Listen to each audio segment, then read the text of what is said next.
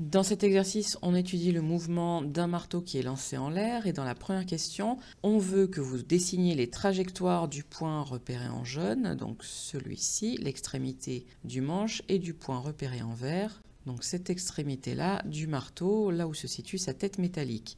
Alors là, l'idéal est de prendre un calque pour aller repérer toutes les positions. On constate ici néanmoins, si on le fait grossièrement, que les positions ici du point vert va avoir cette allure parabolique, alors que les positions du point jaune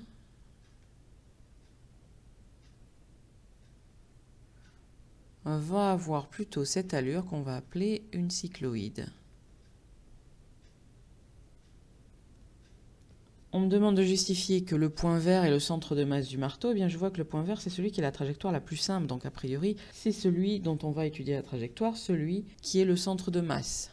Question 3. Est-ce que le marteau est soumis à des forces qui se compensent? Forces qui se compensent, il faut penser principe d'inertie et sa contraposée. Donc là, en l'occurrence, c'est justement la contraposée. Je constate que le mouvement du centre de masse n'est pas rectiligne uniforme, vu qu'elle est plutôt circulaire. Je rappelle, c'est la trajectoire en vert. Et donc, puisque le mouvement n'est pas rectiligne uniforme, alors le solide n'est pas soumis à des forces qui se compensent.